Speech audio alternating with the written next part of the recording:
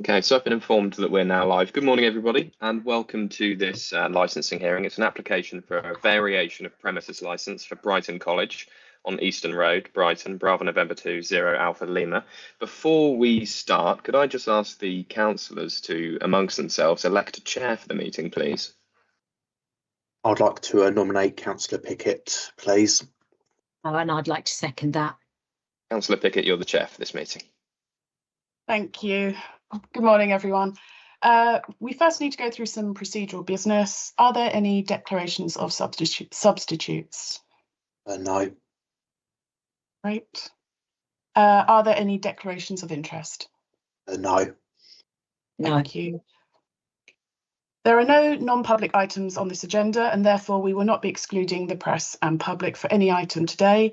We are being webcast, so everything is in open session. This is an application for a variation of a premises licence under the Licensing Act 2003 for Brighton College, Easton Road, Brighton. Before we begin, can I ask everyone to introduce themselves, starting with the panel?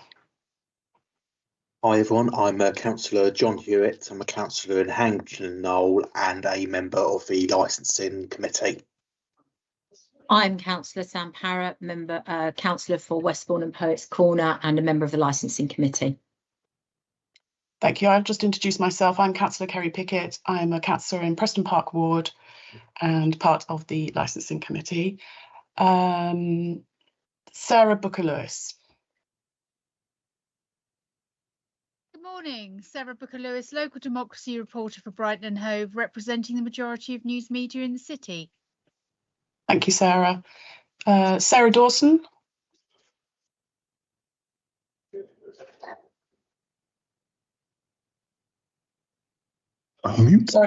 Sorry, Sarah, could you unmute yourself and introduce yourself?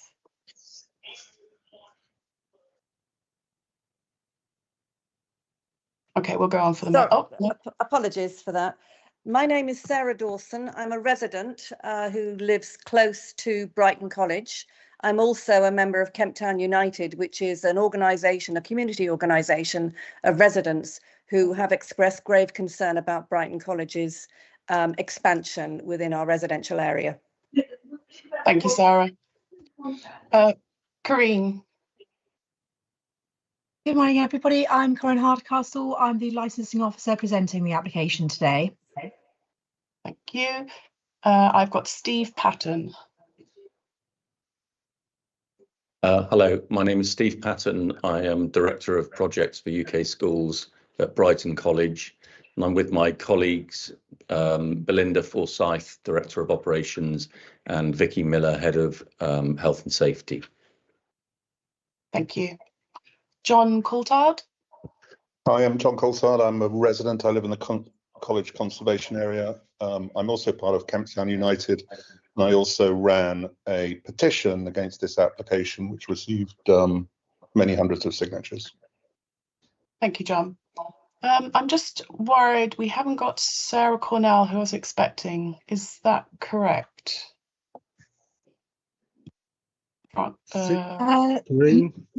No, she wasn't due on this one. I'm presenting the application today, and there wasn't any representation from the licensing team. Okay, thank you. Just myself today. Brilliant, thank you. In that case, we have, I believe, everyone. Is there anyone who I haven't asked to present? Oh, sorry, Simon Court. I do apologise. I'm the legal advisor to the panel from Brighton Hove Legal Services. Thank you, Simon. We'll now hand over to Corinne from the Licensing Authority to make their representation. Hi, just to confirm, I'm just introducing the application today. There hasn't been a representation from the licensing team to this application, but thank you, Chair. Good morning, everybody. This hearing is for an application for a variation of the premises licence for Brighton College at Easton Road, Brighton.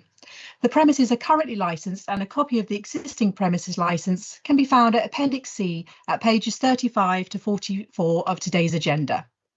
The variation proposes to add 2 new buildings, the Sarah Abrahams Music School and the Richard Keynes Theatre, to the licence.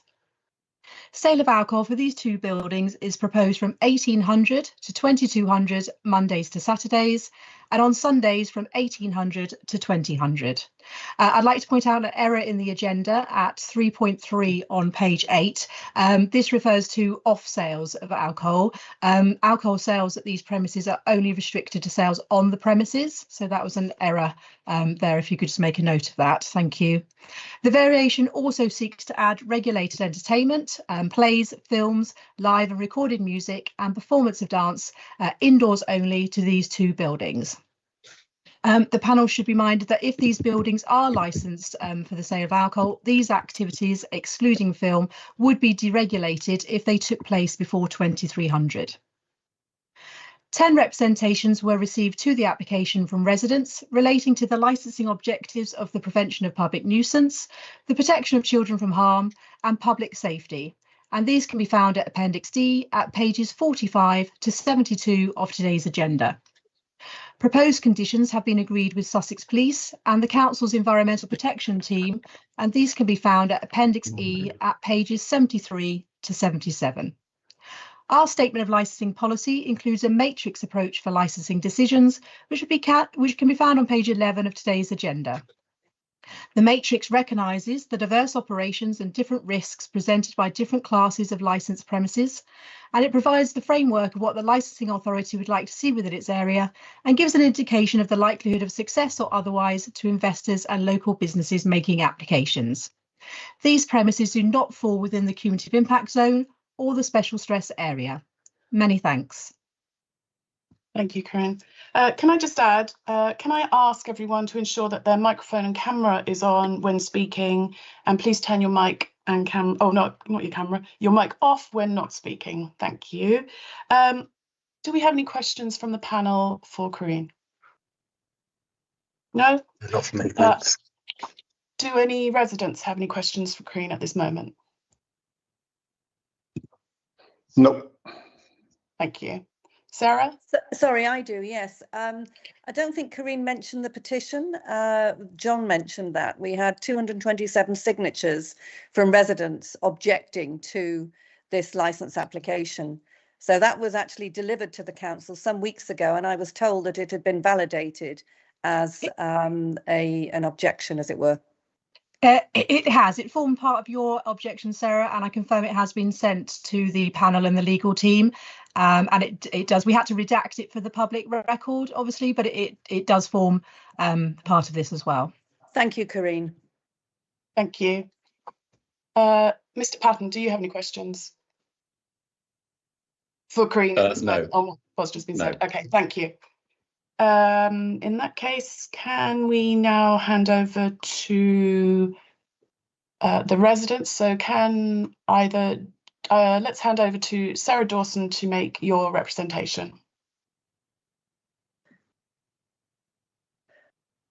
Okay, so there are a number of issues here, but the main background is that residents in the area have felt swamped for a long time by the expansion of Brighton College, and of course a recent planning application which was accepted for building a boarding house down near Walpole Road and a new prep school opposite me, actually, on the St Mary's site.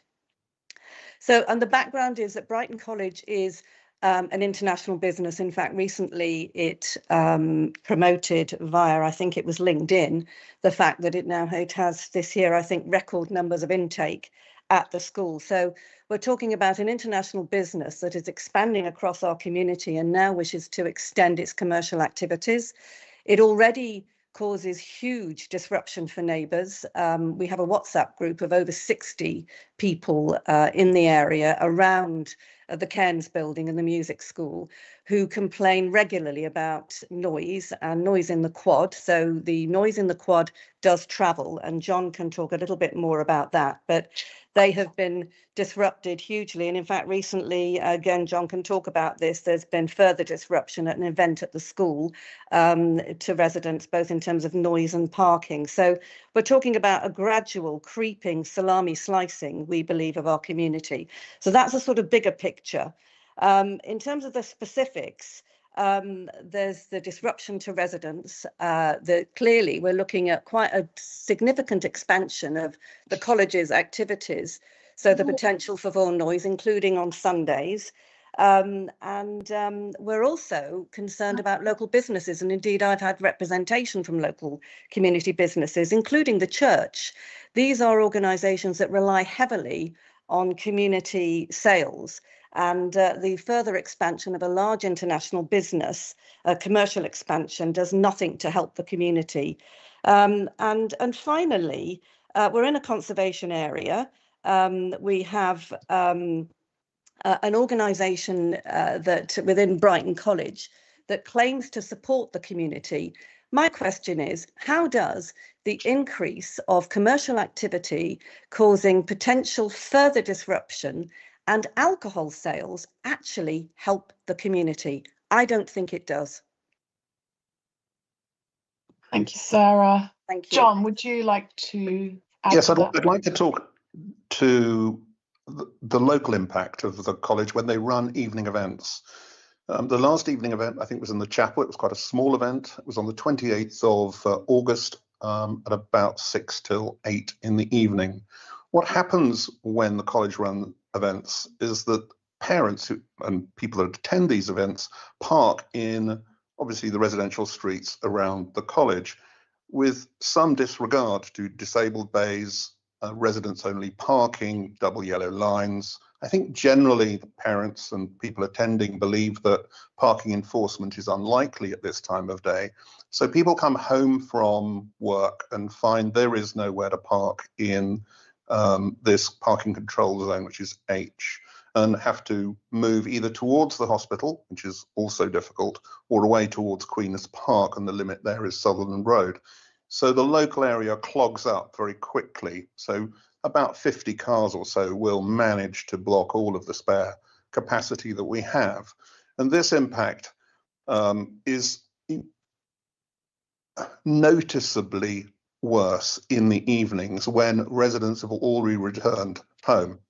But there are other times when it happens, school pickup, for example, when parents have the same disregard for local parking regulations. We do call parking enforcement, but quite often that takes a bit of time and rarely supports the residents, particularly in the evening. So my particular concern is this is a residential area.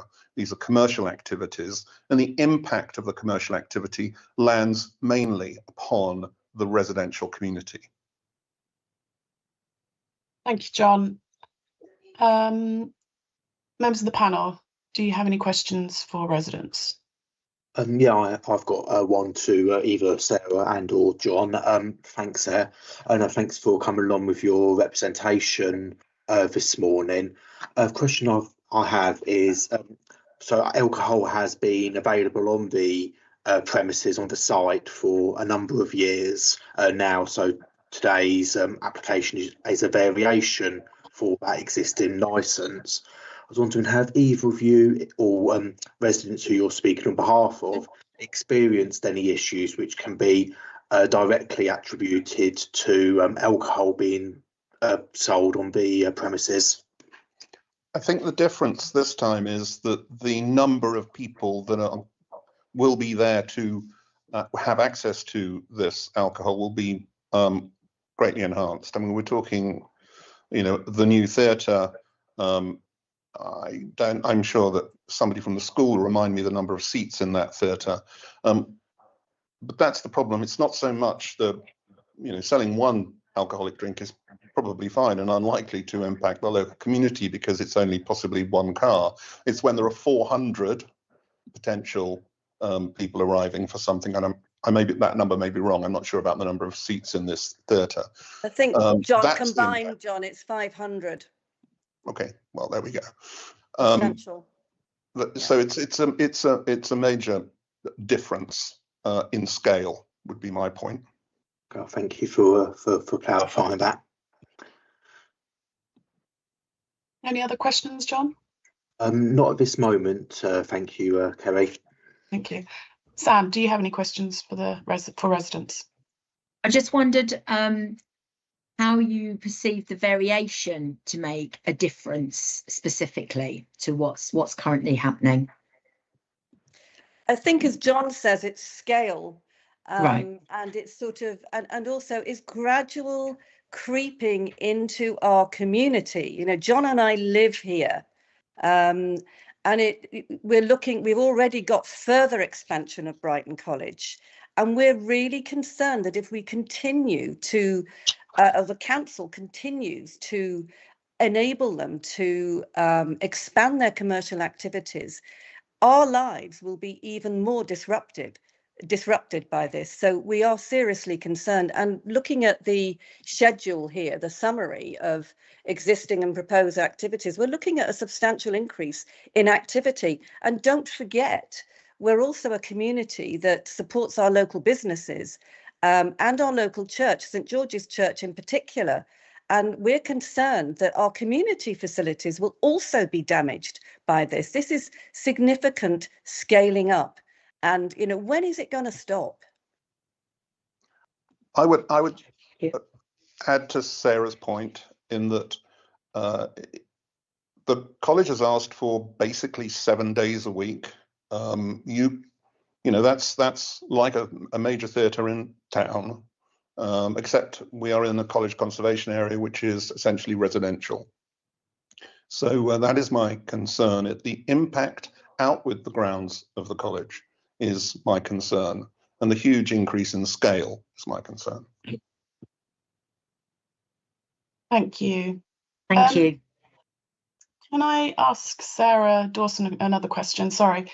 When you say you feel that the college is taking business away from the local church and places like that, is that because you're saying that that business goes to the college? Can you explain a bit more? Yeah, thank you, Kerry. Yes, I'm quite closely connected with the church, and they rely heavily on room bookings, and they also, from time to time, will hold events where they sell alcohol. The church is already very short of money. You know, at the moment, we're looking potentially at the loss of a vicar nearby. And so raising money is very important to them. So I'm very concerned about the church. And I think this will also impact on the Fitzherbert Centre, which is a really important community centre for us as residents. But also I know the local businesses, and I've spoken to the representative of the local businesses, and they're concerned too, because so we've got the Kemp, the Well, various other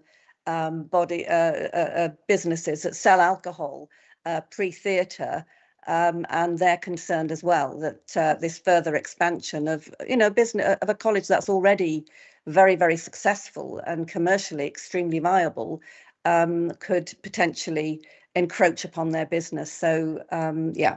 I mean, that's my point. Thank you, Kerry. Thank you. Any other questions for residents?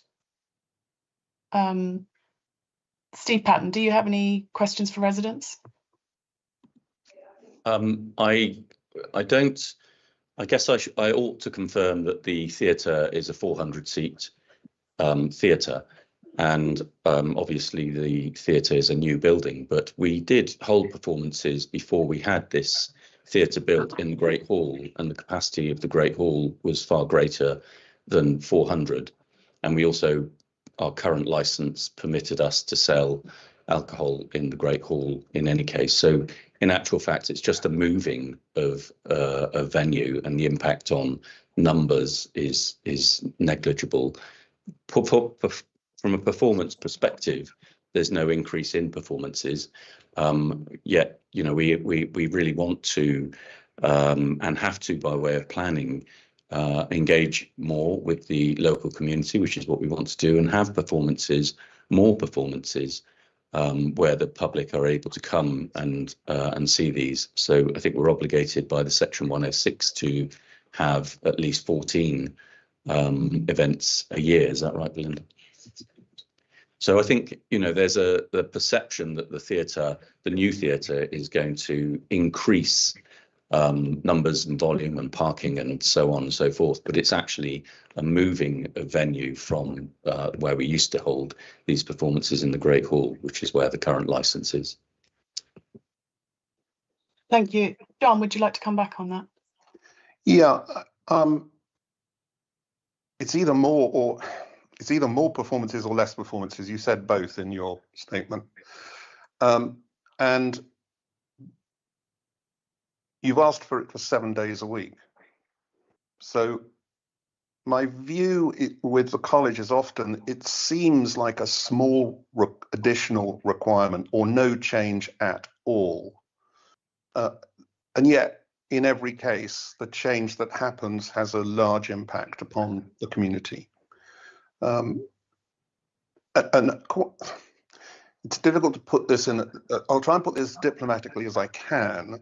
Brighton College often march very much to the edge of the permissions they have, and sometimes well beyond them. We can think of Walpole Road planning permission as an example of that.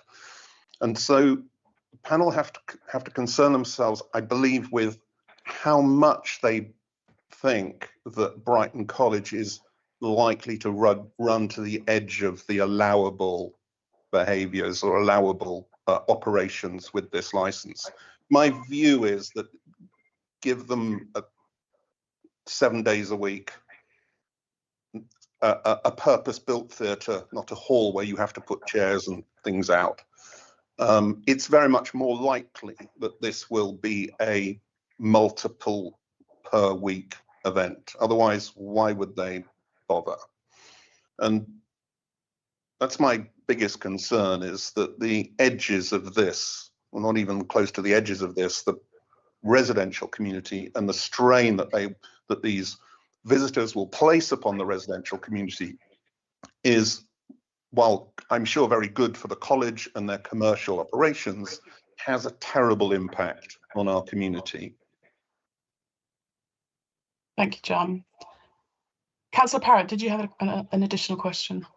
Yeah, sorry, I just wanted to try and unpick a little bit where we think the spillage is over from, say, somewhere like the church holding an event to the college holding an event, because I don't know for sure, and I just wanted to check what the feeling was around who's using the church as, for example, for events, as opposed to where that might have crossover with the college.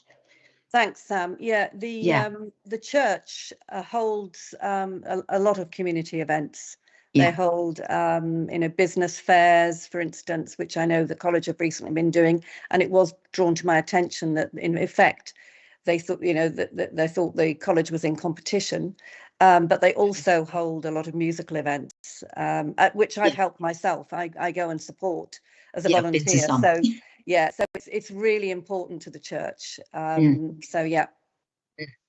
Okay, no, thanks for that. I was just trying to figure out, where if that, because I've been to some of the events at the church, the Rainbow Chorus, etc. Those kind of events, which are amazing. So just trying to figure that out. Yeah, and actually, Sam, they've just taken on a new musical director, and so his brief is to expand their concerts, their classical concerts. So again, that's an important initiative by the church to further expand their opportunity to raise income and sustain themselves as a very important, very inclusive community centre.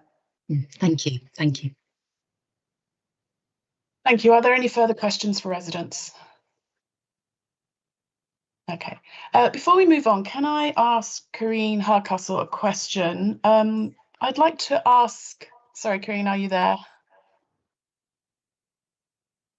I am, yes. Thank you. This is to do with the licence holder position of Brighton College. Can you explain to me how the licence holder position works for a school? I assume it's different to a pub or a restaurant. Can you explain who has the license? And for example, I know that in schools, teachers leave and things like that. So can you explain to me how this works? If a teacher leaves, how the license position holder works? This particular license works in the same way as if a pub held a license as well. So Brighton College as an organisation holds the license, and then Vicky, who's like present today, is actually the designated premises supervisor. So it's not held by a teacher in that post. It's held whoever sort of is deemed, and I think Vicky does a sort of health and safety role at the college. But it works in the same way, because obviously they are sometimes using it not just for the school. Thank you, that explains it. Thank you very much. Could I just say that Vicky is head of security, Securities and health and safety. Thank you. Just write that down. Thanks very much. We have no further questions, therefore we will now move on to the applicant. Steve, would you like to represent Brighton College for us? Give your representation, please. Yes, thank you. Chair and members of the panel, thank you for the opportunity to address the concerns that we have heard and to answer any questions that you may have. As an institution, we pride ourselves on being open and transparent with our decisions, our operations, and our facilities. It is this approach that has led us to apply for this variation to our current licence, as we felt on review that it was too broad. I'd like to make it clear that we have a licence to support extracurricular activities connected to our school programme, theatre, musical and sporting events that are important for our children and their education, but also normally open to the public. To be clear, our current licence allows us to serve alcohol far later than we've ever needed to, in more places on our site than we require. In fact, 7 days a week our current licence is, and it allows us to serve alcohol until 1 AM in the morning. Also, to be clear, this does not represent an expansion of our aspirations to host more events. We have a busy schedule as it is, putting on events for groups such as the European Gay Men's Choir, recently hosting New Zealand women's rugby team and theatre performances, etc. We have regular plays and musical events where our budding performers can show their talent to friends and family. Just to remind you all, 65% of our children are from the city of Brighton and Hove. The events we love to host are for local families and the local community. The amendments to the licence we currently have will enable us to continue serving a glass of wine before and during intervals of performances, but obviously not long into the night. We've reviewed this following our recent planning application, where we understood the desire from councillors for us to be a better neighbour and to reach out more. This is part of that process, and whilst we understand the concerns of local residents, we feel our direct response to them should alleviate their concerns. We've tried to be open and pragmatic in this response, but given that we already have the ability to serve alcohol and are simply seeking to tailor this licence to better reflect our residential community, our intentions should be clear. We've held an alcohol licence for decades without any issue. We don't want to repeat the information, or I don't want to repeat the information in the very thorough officer report. So I'll finish by thanking you again for your time, and we are obviously ready to answer any questions you may have. Thank you. Thank you, Steve. Does anyone from the panel have any questions for Steve? I've got a couple, if that's okay, to begin with, please. Thanks, Steve.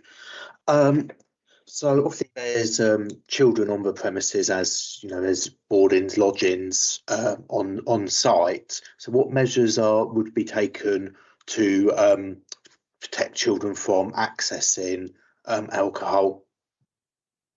Sure. Well, I think it's probably best that Vicky Miller, who is the licence holder, answers that question, if that's okay. Thank you. So I've been the licence holder here at Brighton College for the past 8 years. And obviously, as we've already mentioned, we haven't had any reason for any complaints to me directly or to the college regarding protection of children regarding alcohol. So all of our alcohol is securely stored behind locked cabinets. Obviously, whenever we have an event, those that are responsible for serving have all been provided with training so that they understand how to serve within a licensed premises. We have 24-hour security on site here. I lead that team, and I've led that team for the last 8 years as well. So they're fully au fait with how we manage things here at Brighton College, but also for the large scale events and making sure we've got a command and control in place. So we operate a gold silver command structure where risk assessments are undertaken. Obviously, I'm also the head of health and safety. So we ensure that events are properly managed with risk assessments in place and the right people patrolling in the right areas to ensure that any alcohol that is at that premises is properly monitored to ensure it can't go into the hands of anyone else. We also operate Challenge 25. So those signs are up at the bar, at point of sale, and we also operate a refusal log. So that log is signed by myself on any given event to check that no one's been refused alcohol. Oh, thank you. And second question, if I may there. So obviously we have heard there'll be concerns that of the external visitors to the new theatre and music hall coming and going in potentially sort of great numbers up to 400. So what measures are being put in place to mitigate or avoid any nuisance to members of the public? Yeah, so communication sent out prior to the event. We've just started we operate a ticketing system for big, large scale events. So we know who we're expecting, and we would also be sending out comms around travel. So asking them to travel in a sustainable way. So not bringing their vehicles to our events, using public transport where possible. Using additional parking that's available for pay and display at Buzz Bingo, which is just in the local area, that anyone can access, and just reaching out really to try and we don't really have capacity on site for parking, and that is made clear. And then in terms of managing the actual event, so ticket checks on the gate, badge checks on the gate. Depending on the level of the performance that's going on and the I guess the profile of the event. Thanks there. And is there anything about the spill of people coming out after an event? So 400 people will be leaving Yes. At the same time. Yeah, so we've just demonstrated. We had the Gay Man's Chorus on site here. We ran an event for them. We had a TENS licence to allow us to do that. And we had 400 plus on site leaving at 10 o'clock in the evening. And we managed that by having additional security staff on site, chaperoning those guests out of one of our gates to the side of our property. And also ensuring that we had additional signage in place, asking our guests to be quiet as they were leaving, and monitoring that throughout the event. Okay, well, thank you. We didn't have any negative feedback after that event either. So thank you. If it's okay for you, Chair, if I could ask John and Sarah if they experienced any adverse impact after that particular event where there was as you described, the temporary licence. No, I don't think I experienced any issues with that event. It was during holiday time. During that time, we did have some challenges with, I believe it's a language school making a lot of noise after 10:30 in the quad. On 2 occasions, both reported to both the college and to the council. So, yeah, 2 bad ones and 1 good one so far. Thank you. That's everything from me for the moment. Thank you, Kerry. Thank you, John. Sam, do you have any questions? Yeah, I wanted to ask, there was a comment made during the residents' presentation around the idea that this was moving, you're moving the productions from the Great Hall to the theatre, to the new theatre. Are you still will you be intending at any point to run, because I think one of the concern I'm picking up here is the kind of creep rather than of, you know, extended permissions. So one of the concerns I have, you know, are you intending to run more than one event, you know, of an evening? Because obviously if you've got 400 people in a theatre and then you've got a Great Hall where you could potentially now be running another event, that, you know, you know, is that a possibility, or is this an actual move from one place in the college to another place in the college, or is it in fact an addition? It's a good question. Thank you. And the answer is what you would hope for, which is we wouldn't be having dual events on the campus. So if you like 400 in the Great Hall and 400 in the theatre, we wouldn't be able to handle that and staff that. So it's absolutely not the case. It is moving from one location to another. Okay. And we, you know, we can, if we made that a condition of the license, that would be acceptable. I don't see why not. Yes. We're fine with that. Yeah. Okay. All right. Thank you. Okay. That's all from me for now. Thank you, Sam. I've got a number of questions. Sorry. Can I just ask, first of all, in terms of noise complaints from neighbours, can you give me an approximate idea of how many complaints you've already received this year? Do you want me to answer that? Yeah, please. Councillor Belinda Forsyth, Director of Operations. So I do tend to get the complaints coming through. We had 2 or 3 complaints around Ardmore, which is our language school this summer. There was noise in the quad around 10:15 at night, so we moved the curfew to 10 o'clock, so those students had to be into their boarding houses. That didn't quite fix the problem, so we changed the boarding houses to move the children away from Walpole Road to the other side of the campus, to Sutherland Road, where it's not so residential at the bottom.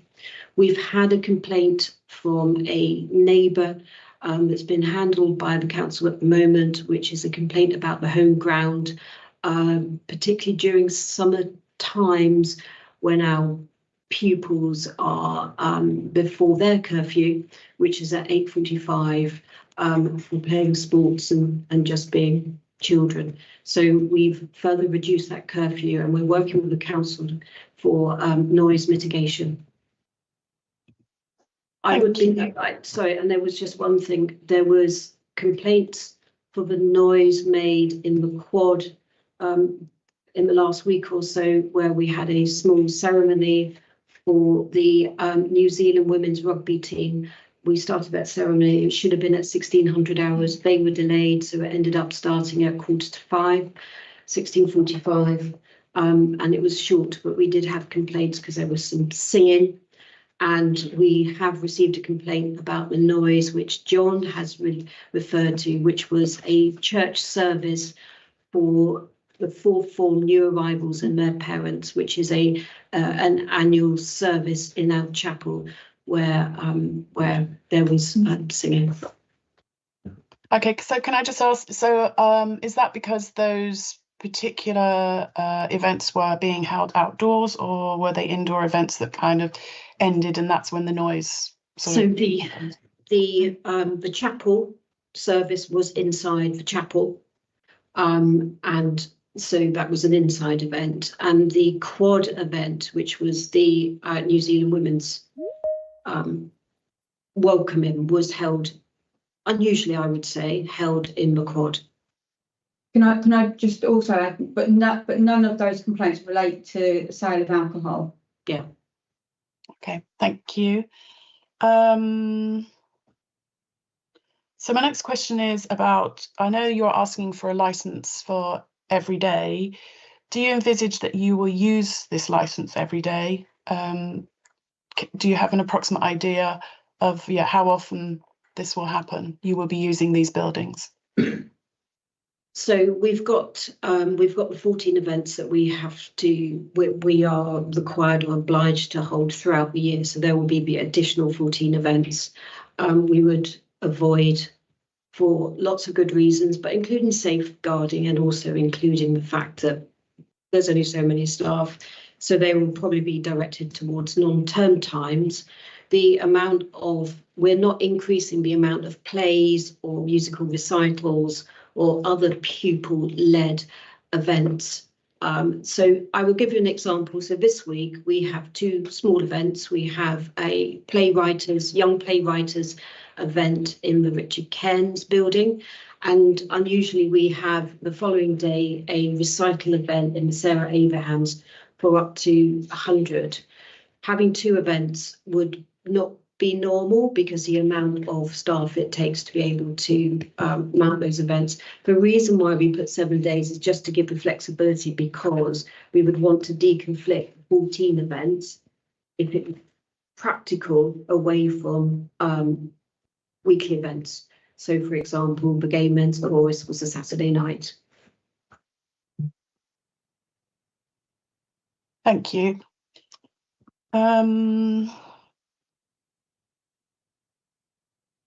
So I know that you've said that alcohol will be sold indoors, but some of these events, such as plays and live recorded music, may take place indoors and outdoors.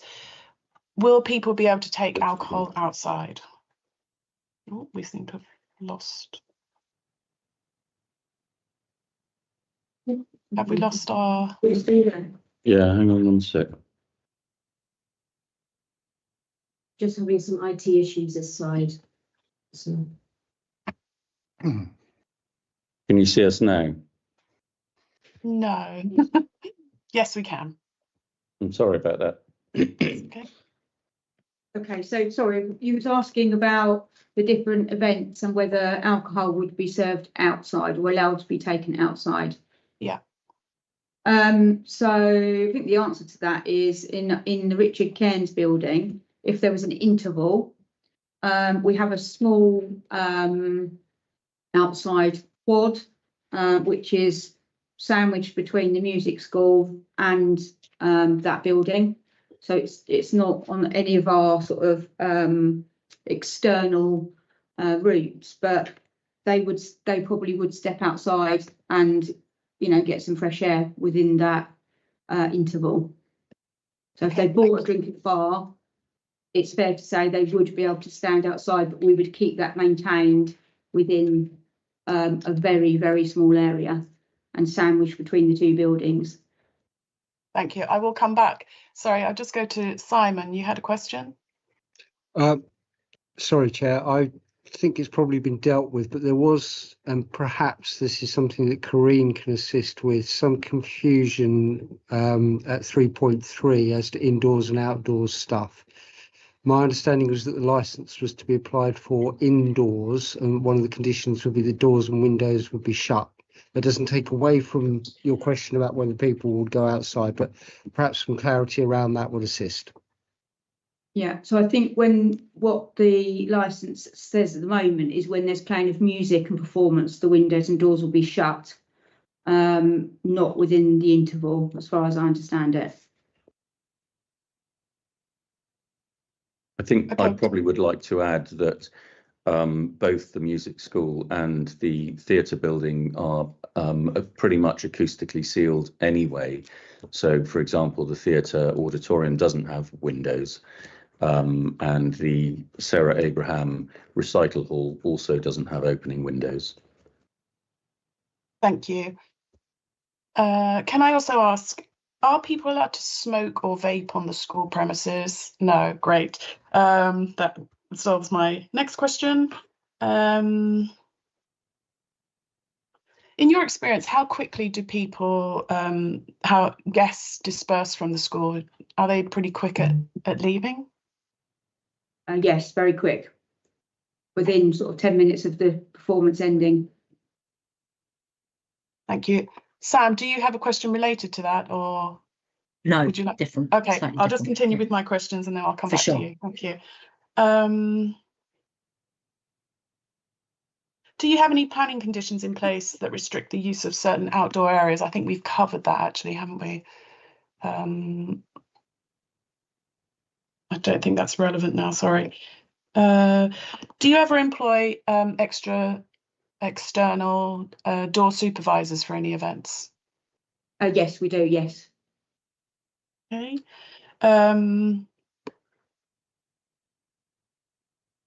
Do you use polycarbonate drinking cups?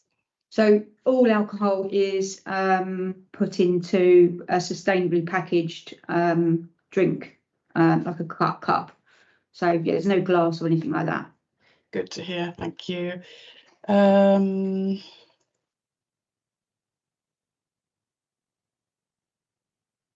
Sorry, I do have a lot of questions.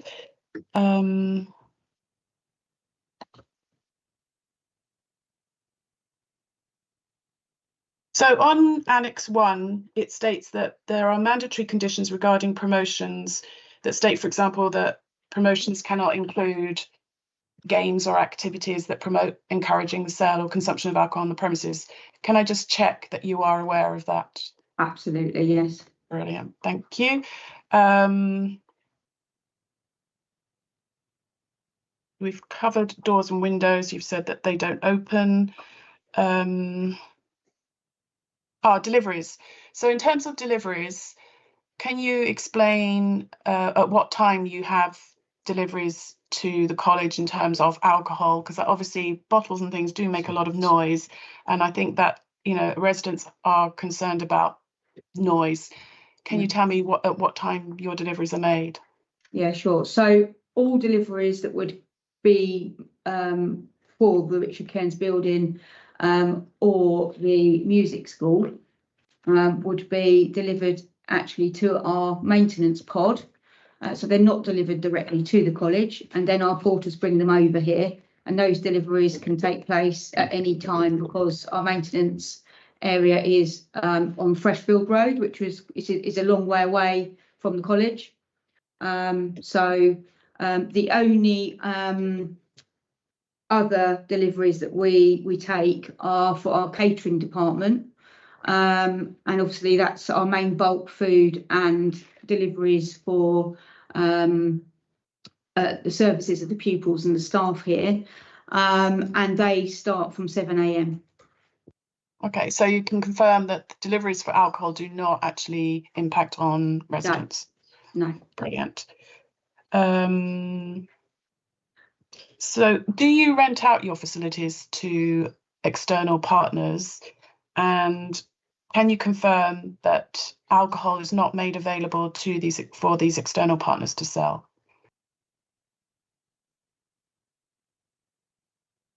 So do we rent out? Can you answer that one? Yeah, I can do. So there are times when we do rent out. It's not very often. So an example would be the NHS. The NHS used during the day, during the working day, they used the Richard Cairns Theatre for a consultancy level conference. And the reason that we agreed to that is because they were going to give pupils the opportunity to meet consultants as part of our encouragement for our pupils to go into medical careers. So we thought that was actually good. There was no alcohol. It was during the day, and it seemed to fit our ethos of being pupil focused. We for the gay men's chorus, there was a very small charge placed against them to be able to use the facility. The charge was way below what it actually cost us to be able to submit that performance. The staff charges alone. We're the only ones who will serve alcohol, sell or serve alcohol, and that's who Vicky's trained staff, because we're not obliged to allow anyone else to serve alcohol, so we run our own bar, and we're very happy about that actually, because we can oversee it. And I just thought it would be worth mentioning because it is tied in with the general view. we were recently inspected by the Independent School Inspector as part of Department of Education, and our safeguarding was found to be exemplary. So we have had a licence for many years, and they were very complimentary about our measures in place to safeguard pupils. Thank you, but can I just add, so what you're saying is you don't very often rent out your buildings to external partners. Yes. Do you have plans to increase that or not? No, our plans are to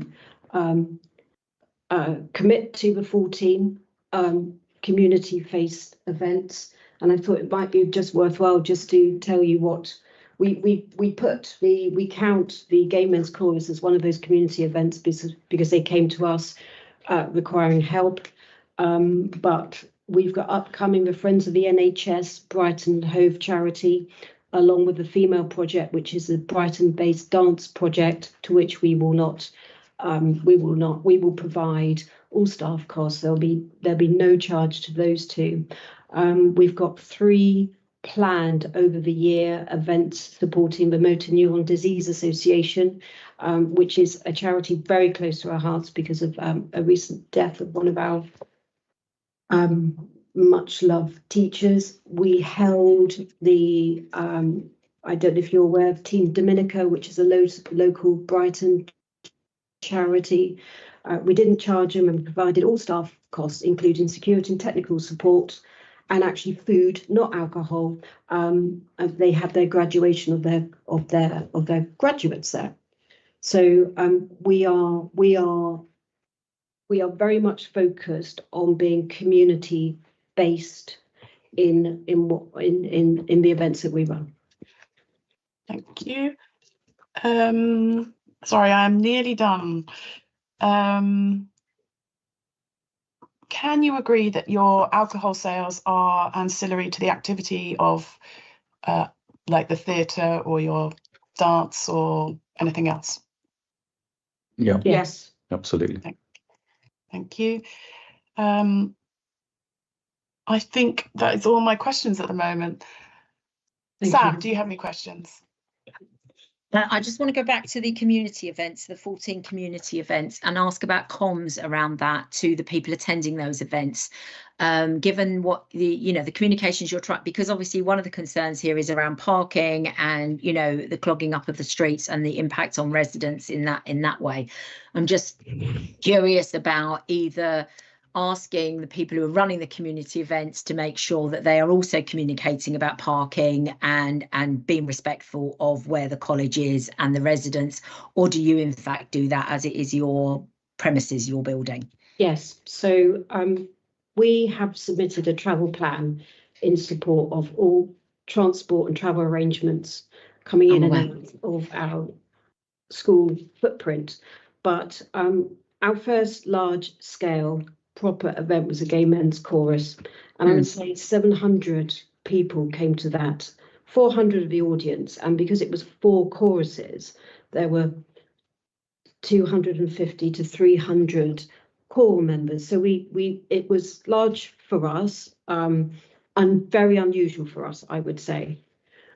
We worked with the organisers of the Gay Men Chorus to make sure that everyone who bought a ticket received, and we put the comms out through them, received an email explaining, and we did this multiple times to the lead up of the event, explaining that we encourage everyone to travel we gave all the details available to us, which is actually very useful to look up on the council's website, all the details of how to get to us, less driving, and if people had to drive, less those with mobility issues. If people had to drive, we directed them to the Buzz Bingo car park, where they would just pay a small fee. We had a handful of taxis drop people off at Sutherland Road, so we moved the entrance and exit to Sutherland Road to avoid any disturbance along Eastern Road. And I would say, and myself and Vicky, we ran the event to make sure that everything was smooth. Firstly, I never received any complaints, and I certainly received complaints for noise in the quad or a church service. We never received one complaint. and we watched as people respected our request to be mindful that we're in a neighbourhood and to be quiet. And I think that was very successful. So our big drive is sustainability, transport, travel, respect to our local community, and use public transport. And that appeared to work extremely well on this event. Thank you. Thank you. John, would you like to ask a question? Yeah, there were some really good questions about deliveries. The other part of licensing is recycling, and the recycling trucks arrive between 6 and 7 in the morning. So if you live on Walpole Road or Bellevue Gardens, you are going to be disturbed by those, and there have been recent complaints about that. You also asked, I thought slightly ironic that the school can't manage because it's too difficult in both locations. I agree. The trouble is the community suffers from whichever location inside the school that they use. You also asked some questions about sound.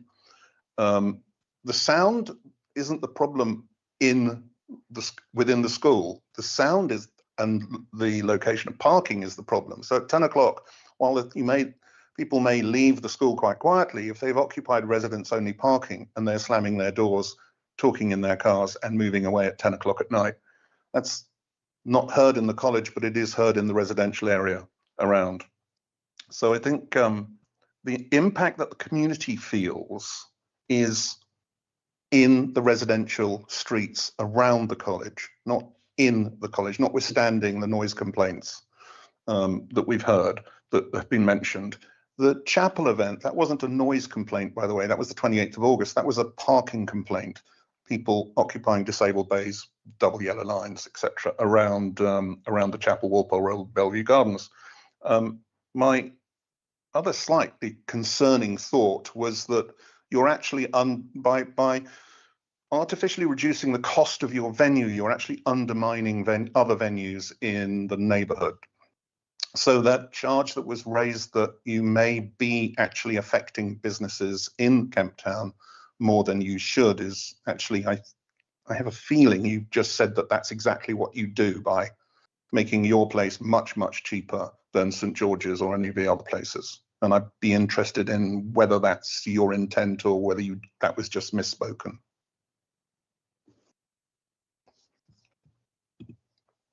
Would you like to respond? Yes, please. Can I just, our deliveries should not be before 0700 hours in the morning. And John's absolutely right. That was breached yesterday. We had we didn't have a recycling collection. We had a food delivery at 0645. And that shouldn't have happened. It happened. We rectified it straight away as soon as we got the complaint through. We identified who it was, and we've spoken to catering, security, but also Breaksell, the company that did the delivery. I need to be clear. We are obliged under the Section 106 agreement to provide support to the community through events at the Richard Kent's building theatre. So although we could say that, we don't want to make money from providing support to the community. And I would also mention that we do support St George's Church as well. We have events there to support them. So we do try and make sure that we are not undermining other efforts. We were asked to hold a makers market once a month at our other site in Kemp Town, and we've obliged by that, but that has been the Kemp Town Collective, which is all the business leaders in Kemp Town asking us for help, to which we have agreed to. So, I mean, thank you, John. So it strikes me that Brighton College only rectify things when we put enough evidence to them. I'm unaware of all the requirements of the S106. I presume this is the S106 that comes with the building of the sports facility. Is that correct? No, it's the Richard Cairns building, the theatre. Oh, it was the theatre one. Okay, so there's another S106 that's on its way for the what I think you call a convent site, and St Mary's as well, and that's yet to be agreed. Is that right? That's right. Okay. So my point is that we try our best to make sure that the residents here are supported in, and the reason I'm here is that the residents complain to me and then I complain into the system. What we're trying to do as a community is protect our residents from the noise in our residential community, in the conservation area, not so much inside the college. And I believe the focus should be equally out with the boundary of the college as well as inside. But my point is that the 14 events could be run during term time, during the day. They don't have to be late at night. They don't have to be, I can't imagine why you would want this license agreement for a Monday evening and a Sunday evening. But the point is that the impact of the school used to be just during term time, then it becomes term time and evenings, and then it becomes term time, evenings and holiday time. And then it becomes term time, evening, holiday time and holiday evenings. And so you see the impact on the community is, somebody said earlier, like a salami slice, as our residential quietness, our opportunity to come home from work to a quiet environment is slowly eroded by the activity of the college. Can I ask a question? Yes, I was just coming to you, Sarah. Yeah, I suppose my question, Belinda's point about obligations due to the college being a charity, obligations to the community. Why does giving the college a license to hold live music every day, indoors and outdoors, till 1 in the morning, on Sundays until 9 o'clock at night, how is that supporting the community?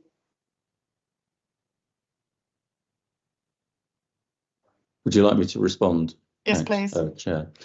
I think that, first of all, I think it needs to be said that the current licence permits that. That's something that we've held for a long time. And I don't think that we have ever had a complaint that we're abusing the licence that we currently have, even though that we're seeking to reduce that licence. So what we're asking for is a lesser license, and in moving, you know, the license into a couple of other buildings that we have that have performances. We're not looking to increase performances per se. The Section 106 is an obligation that we're happy to fulfil, and also we really want our local community to be able to come and see the events that we put on. We're proud of them. I don't actually see that we are increasing anything. I think that we're actually looking to reduce the license and put it to more representable hours of what we actually need to do. Can I just respond? I think, you know, in summary, I would say that you know, listening to this discussion, the college's representation has been very much around, you know, we won't do this, we will do that, you know, we will be sensible. But this is a bit like somebody applying for a license to drive and saying, you know, they'll only drive once a week, when actually then all of a sudden they start driving 2 or 3 times a week and then 4 or 5 times a week. And nobody has the right to or is able to stop that. So that's my concern. This really does open the floodgates. I think it's still a case of actually reducing our current license and the time available that we're able to use our license. We still have we currently have a license that's for 7 days a week and to take us until 1 a.m. in the morning. We're actually asking if we can just regularise that and reduce it. I have a proposal actually which might address the community concerns. So perhaps if the college paid for parking enforcement in and around the college conservation area during an event and put it there an hour before, perhaps an hour before the event to an hour after the event. That might be a way in which we can control, because I haven't heard anything that the college has said that is going to control this sort of pirate parking or whatever you want to call it in our residential streets during an event. Even though observing people leaving isn't, you know, they leave quietly, it's still this issue of their parking in the community. Perhaps if parking control civil enforcement officers were there during these events, then there wouldn't be any of the challenges that the community currently face. Can I just interject there? I'm not entirely sure if we as a panel can include that. Simon, could I ask for your advice? Yes. Can I have a few minutes to scratch my head and think about that? I think you are probably right, Chair. Sorry, you didn't say anything. So I think it is probably correct that there can't be a requirement. It would have to reduce one of the licensing criteria. I suppose it could be nuisance. But there's a far more practical issue than that, which is that I know that we contract out our parking services. So what we're effectively asking here is that the school become party to a third-party contract, and that brings, it's not something that I could properly advise on today at this moment in time. It would take a huge amount of investigation. And so I can't give you a definitive answer, but my immediate response is it's not something that I could advocate that you support today, but it's not something that necessarily the school couldn't go and do its own volition at a later date, make those approaches via myself, for instance. I can put you in contact with the parking enforcement teams if that's something that you're interested in. But yeah, that one threw me a little, but my initial response is that it's a complicated ask and one that I would be very reluctant to suggest that we put as a condition at this moment in time, because it involves multiple different parties. Thank you, Simon. That clarifies that. Would Apologies, I be able John. to just Yes? Chair, just comment on that, if that's okay? Please do. I don't know, as Simon doesn't either, of any vehicle by which we could do that, but I'm really happy to engage with Highways and have a conversation with them on how we can actually improve the current status. I mean, that would be, you know, something that we would be very happy to engage with on with Highways. But I don't know whether anything can come of it, because that sounds complicated. But no, do. Sorry, I just. So increases in college activity remain.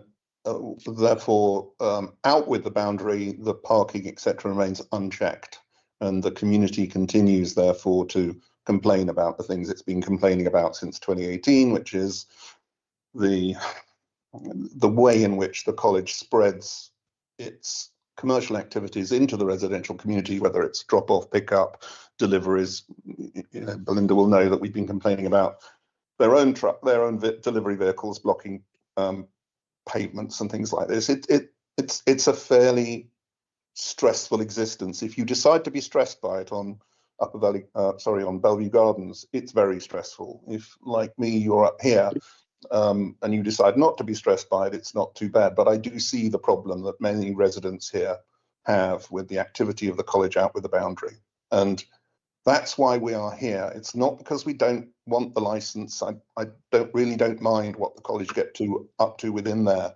environment. It's how it spreads into essentially a residential community that is having an effect.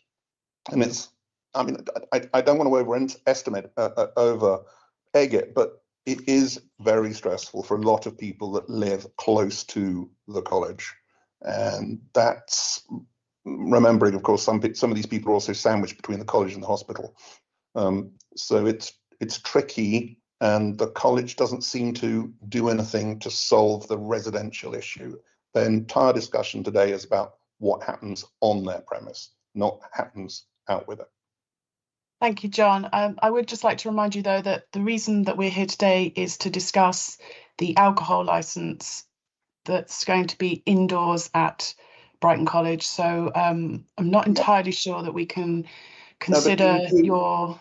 Places lose their licenses for the noise that happens and the antisocial behaviour that happens out with the premise, don't they? They do. Simon, would you like to come in? Sorry, go ahead. Just confining myself to the parking point, it occurs to me that this is not the only school where parking is a controversial issue around the outside of the school, particularly on events. And I'm concerned that I'm at risk of giving evidence and it's not appropriate for me to do that. But I think we are very mindful, for instance, that there have been moves to put in place parking restrictions around schools, very much to protect children from errant drivers at all levels, not just around Brighton College, to be reassured. Every secondary school and every primary school is confronted with the same issues around dropping off and picking up time. So it is a very difficult challenge that one school, albeit a commercial private school, should be expected to do something that other schools have not been asked to do, and rather that the local authority itself has been asked to put in place parking restrictions. It's an off-the-cuff observation, Chair. I just hope that that assists in some way, and those are the sorts of things I will be discussing with you, or on that point I'll be discussing with you when you go into retirement. Thank you, Simon. That clarifies that. Sam, would you like to ask a question? Yeah, well, actually, it was more of an observation. I wanted to say that, you know, whilst I am empathetic to the parking issues, they're not, I don't think they form part of the licensing panel at this point. However, I don't think that doesn't mean that, you know, and I'd like to reiterate what Simon said, that, you know, we hear this endlessly at every school in the city. You know, where I live in Hove, you know, Hove Learning Federation on Portland Road, we have terrible problems there with parking and inconsiderate parents. So I don't think it's a specific issue, but I do think it's something that we can pick up, you know, in another forum and talk about issues that are around in the surrounding area, was really what I wanted to say, but I wasn't sure it was appropriate for this forum.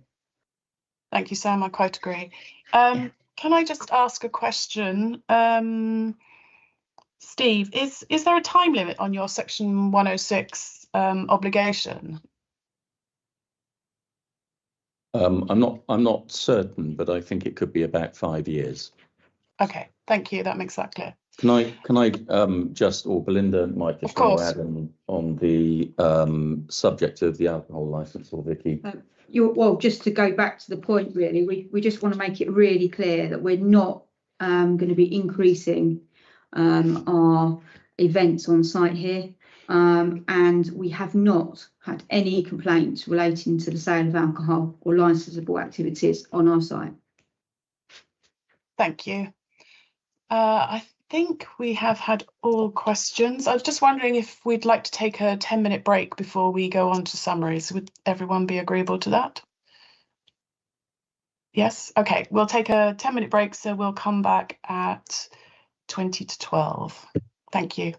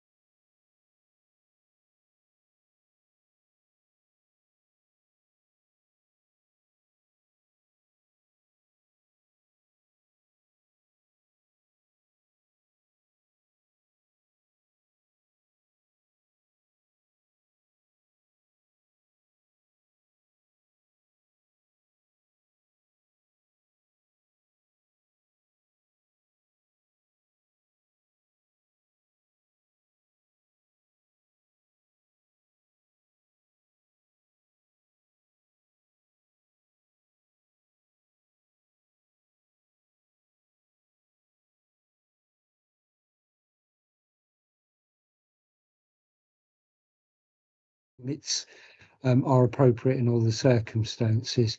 And it would have to be related to any consideration around public nuisance because of the licensing conditions are the licensing goals are what they are, and they are limited to the 4. So you'd have to fit it within that area, I would suggest. Thank you. Could I just comment on that as well, if I may, Chair?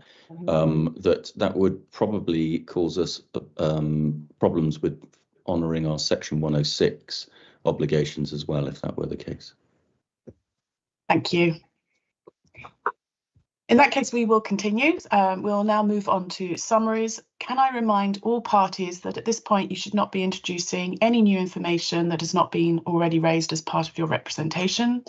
Please try to be as succinct as possible.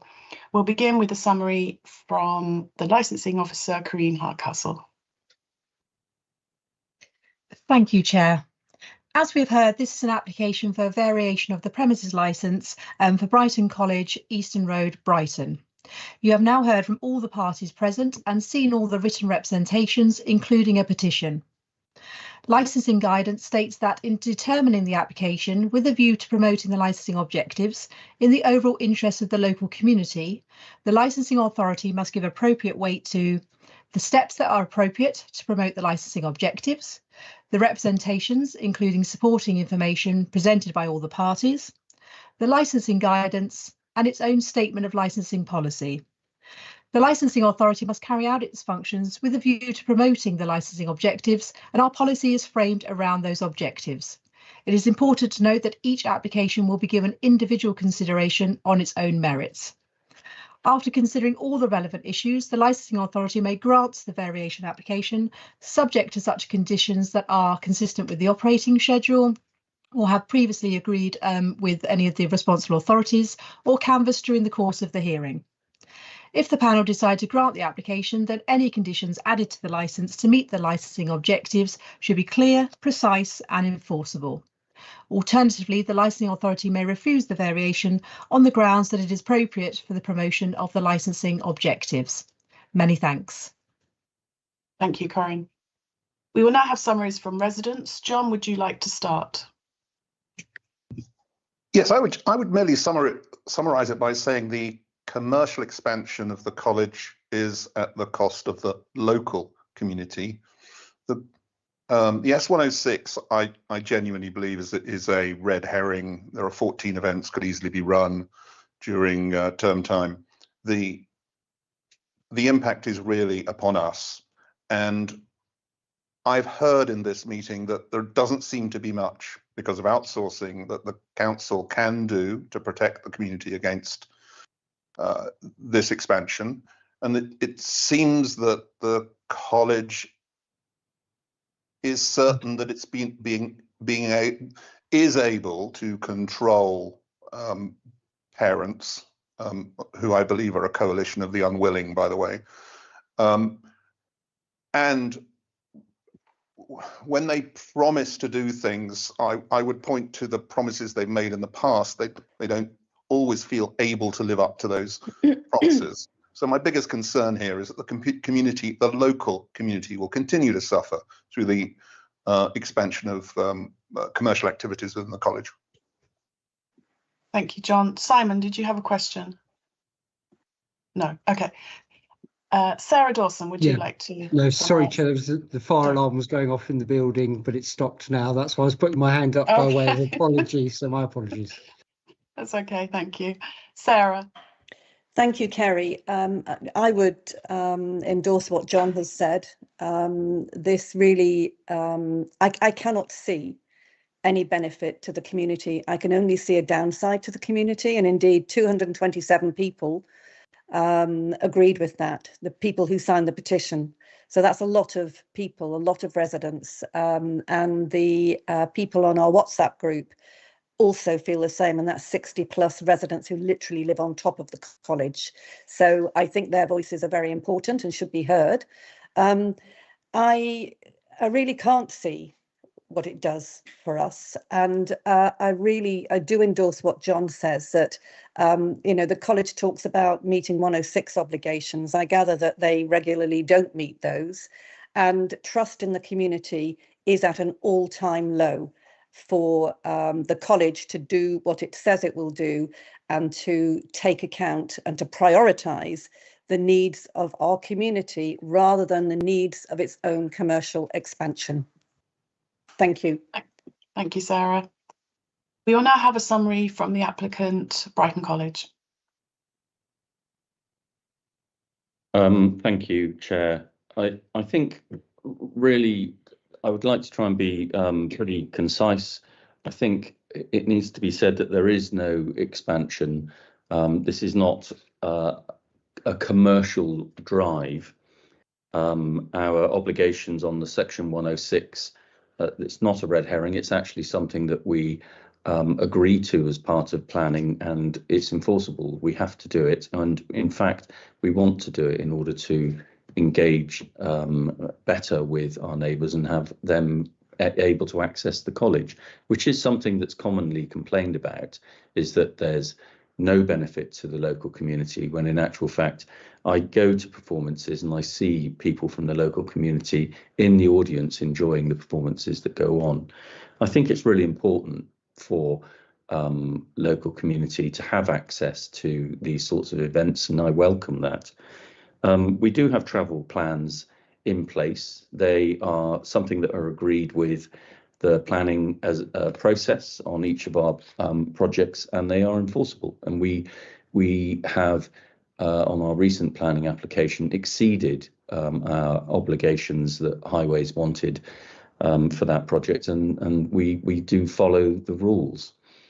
I think it's I think it has to be said that we are moving our current license from to a new location, or putting it into new locations, and we're not increasing performances. We're not increasing numbers on site. The performances and attendees don't increase at all. It's actually the same, or arguably from time to time less. It feels a little unfair that we are being judged applying for a lesser license. So we already have a license that's 7 days a week. We have a license that allows us to sell alcohol till 1 in the morning. We don't actually want to do that, and we don't feel that there's a need for that license to represent that. We do need to have a license that's 7 days a week, because Brighton College is a 7-day-a-week environment, but we're very respectful, and we wish to be very respectful to our neighbours, and we'll continue to enforce parking, trying to get people to use public transport. We're happy to engage with Highways as well if that's something that we could do later. Thank you. Thank you, Steve. Thank you, everyone. We have now heard from all parties, and I will now move to any closing comments from the legal advisor to the panel, Simon Court. Thank you, Chair. There are a number of matters that I've flagged that I thought it might assist to give you the sense of what I will be saying when you retire in due course, so that all the people are aware of it. So a number of issues have been raised about what I would call creep, as in the extension of what has currently been applied for. The Act makes provision for dealing with these kinds of issues, whether it be breach of licence or calling it in for review if there are general concerns that are taking place. So the Act itself is the arbiter of if there are any problems with the way that the licence is exercised across its term. Reference has been made to the impact on local business, and it will of course be a matter for the panel to decide what weight to give to that. However, it is not one of the licensing conditions. Those are very clearly set out in the agenda, and those are the factors that have to determine how we deal with things. I take no pleasure in saying that, but that is the reality of how the law is framed. What I will also be advising or dealing with is which are the objectives that are employed here. Now, in the written references, in the written objections, there is reference to child safety. There's been very little oral evidence around that. Of the remaining objectives, I would say that nuisance is the one that is most applicable in the set of circumstances. And that seems to be framed primarily around parking and noise. So there's been some conversation around parking, but parking by itself is not a nuisance issue. And I reiterate my comments earlier on that every school, when it has an event, many struggle with the parking of parents who perhaps don't pay attention to what is appropriate in all the circumstances. With regards to noise, it appears, and I may have misunderstood, that no complaints have been received with regards to noise as related to the sale of alcohol. There are clearly issues around the use of the quad, which the school have described the actions that they've taken to deal with that, but they, unless I have misunderstood or misheard, those are not connected to alcohol sale related events. There was some reference to deliveries, which could potentially be a nuisance. You've heard what the school have done, and the only example that I recorded was an early delivery at 06:45, which the school have accepted was not appropriate and have sought to address that. There have been some suggestions around that the school don't keep its promises. And again, the only written example that I've seen was the only submission I heard around that was the 06:45 point, the delivery. If I've mistaken on that, I apologise, but that's certainly all I recorded in my notes. So what I'll be saying to the panel is you need to look at any concerns around child protection. We need to look at nuisance. But reminding the panel that this is a pre-existing licence and therefore any decision has to be taken in the context of what has happened, bearing in mind that what might happen is covered by the Act itself, as I started out a few minutes ago. I don't know if there are any other points that you want me to pick up on, Chair, for the sake of transparency. I have no further points. I just want to check with Sam and John. Do you have any? No, nothing at this point. Thank you. No, Simon, I think we're done. Thank you very much. You have not, that's it? Yep, thank you. The panel will now retire to make its decision. Please note we will be accompanied by the legal advisor and the clerk to the panel, but they will take no part in the decision-making process. The decision will be sent in writing within 5 working days with appeal rights attached. Thank you all for attending. I hope you enjoy your day. Thank you. Thank you. Bye. Thank you. Thank you. Thank you, Chair. Bye.